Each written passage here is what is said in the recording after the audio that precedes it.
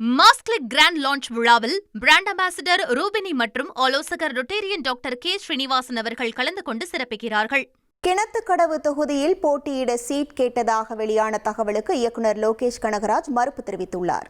சட்டப்பேரவை விவாதத்தில் பேசிய அமைச்சர் என் ஆனந்த், பிரபல இயக்குநர் ஒருவர் முதல்வர் விஜயிடம் கிணத்துக்கடவு தொகுதியில் போட்டியிட சீட் கேட்டதாகவும், ஆனால் அங்கு நீண்ட காலமாக பணியாற்றி வரும் மாவட்ட செயலாளர்களுக்கு முன்னுரிமை அளிக்கப்படும் என முதல்வர் தெரிவித்ததாகவும் கூறியிருந்தார். ஒரு பிரபல டைரக்டர், இப்பயும் அவர் ஒரு பிரபல டைரக்டர், தலைவர் படத்தை இயக்கியிருக்கிறார். அவர் ஒரு தொகுதியை கேட்கும்போது கேட்டுக்கினார். அதுக்கு அடுத்த நாள் திருப்பி எனக்கு அந்த தொகுதி ஒன்றுன்னு ஒரு 1.5 வருஷத்துக்கு முன்னாடியே கேட்டார்.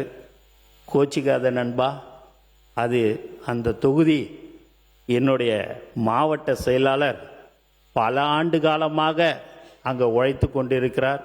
அவரை விட்டுட்டு உனக்கு நான் கண்டிப்பாக தரமாட்டேன், கோச்சிக்காதுன்னு சொன்னார்.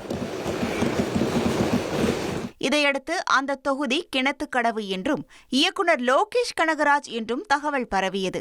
இந்த நிலையில் இதுகுறித்து நிகழ்ச்சி ஒன்றில் விளக்கம் அளித்த லோகேஷ் கனகராஜ், அமைச்சர் குறிப்பிட்ட நபர் தான் இல்லை என்றும் வேறு யாராகவும் இருக்கலாம் என்றும் தெளிவுபடுத்தியுள்ளார்.